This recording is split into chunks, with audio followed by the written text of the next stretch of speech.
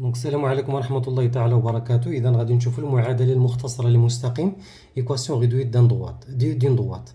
بالنسبة للأضواط، المعادلة المختصرة لمستقيم كيفما كان نوعه كيفما كان شكله تكتب على هذا الشكل. هذه تسمى معادلة مختصرة لمستقيم. هناك معادلة ديكارتية لمستقيم قمنا بالتعديل عليها فأصبحت معادلة مختصرة. حصلنا على ليكواسيون غيدويت. ليكواسيون غيدويت بصفة عامة في لو كا جينيرال ديالها هي إيكغيك كتساوي ام اكس زائد بي، أولا ا اكس زائد بي بحال ام و بي بحال ا و بي بحال ما عندناش مشكل.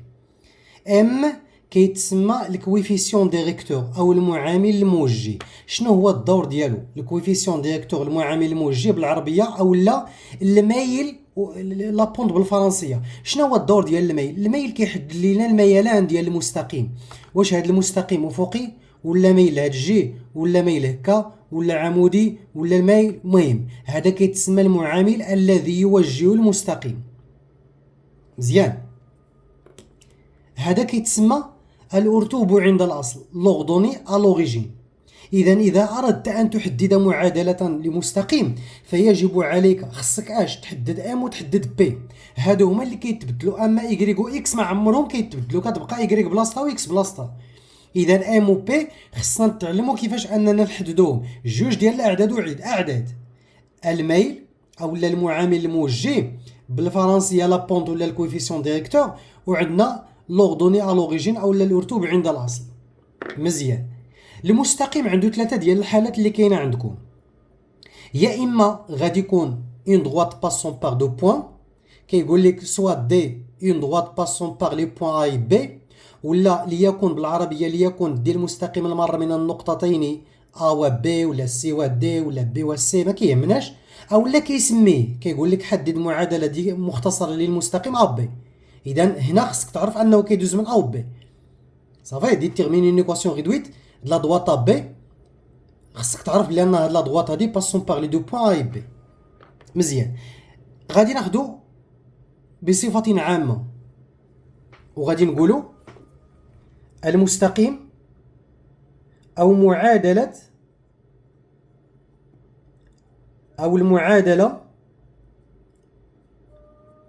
المختصرة للمستقيم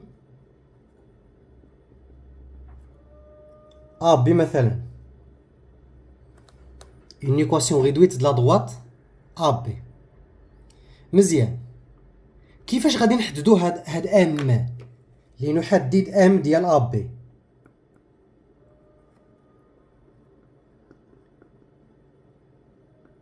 ديتيرمينون ام ديال من ديال AB. علاش كنديرو هاد AB هنا لتحت؟ لان بعض المرات في التمرين كيكونوا عندنا جوج حتى ثلاثه ديال المستقيمات، خصنا نعرفوا شكون ام ديال ا بي وشكون ام ديال دي وشكون ام ديال دلتا، كتميزهم بهاد الانديس هذا ام ديال ا بي. بالنسبه لبي ما عندناش مشكل، نفس الطريقه باش كتحدد. اذا هنا ام في هذه الحاله يحدد بقاعده. ماذا يساوي المعامل الموجه؟ المعامل الموجه يساوي خارج. الخارج هو القسمه، يعني شي حاجه مقسومه على شي حاجه. الخارج ديال هذه القسمه ديالاش؟ ديال فرق الارتوبين إيكغيك ديال ا ناقص إيكغيك ديال بي على فرق الأفصولين إكس ديال ا ناقص إكس ديال بي. مزيان، هنا كتعوض إيكغيك ديال ا و إيكغيك ديال بي. أكيد راه كيكونوا عندك الإحداثيات ديالهم، لي كوردوني ديالهم كيكونوا عندك. كتحط كل حاجة بلاصتها وكدير عملية ديال الطرح ثم عملية ديال القسمة. غير رد البال الإشارات، الإشارات لا تغلط فيهم. ثم كتلقى واحد العدد سواء غتختزل سواء، المهم كتلقى واحد العدد. كتجي لهنا كتهبط كتقول ليه اذا، وكتكتب ليه المعادله الحاصله، يعني إيكغيك كتعوض هاد ام، هاد ام كتعوضو بداك العدد اللي لقيتي كتحطو هنا. لقيتي جوج حط جوج، لقيتي واحد على جوج حط واحد على جوج، حداها اكس زايد بي. اكس زايد بي. اذا هاد العدد اللي لقيتي هنا كتحطو بلاصتو. كتجي دابا كتقول لي لنحدد بي، ديتيرمينون بي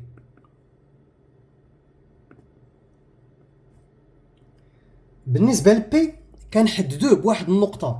حنا عندنا جوج ديال النقط، المستقيم ا بي، يعني المستقيم كيدوز من ا وكيدوز من بي، سواء غتاخد ا ولا بي. خذ النقطه الاولى ماشي مشكل. غتقول لي لدينا، غتقول لي ا مثلا اكس ا، هادو اعداد كيكونوا عندك كتنتمي لهاد المستقيم ا بي. كتجي لهنا كتقول لي اذا كترجم لي هادشي اللي قلتي هنا. الا كانت واحد النقطه كتنتمي للمستقيم اذا كتحقق المعادله ديالو، يعني ان يكريك ديال ا كتساوي، كتكتب هذه كلها في اكس ديال ا زايد بي، ثم كتحسب هاد الجداء وكتحول كتحسب هذا، ثم كتحولو لهاد جي بالناقص او لا بالزايد، سواء كان المهم كتغير ليه الاشاره، ثم كتلقى بي وكتقول لي اذا بي كتساوي ومن دو المعادله ديال المستقيم بي، ثم كدير يكريك كتساوي داك العدد اللي لقيتي في الاول اكس زايد العدد اللي لقيتي في الاخير. هذه هي الطريقه.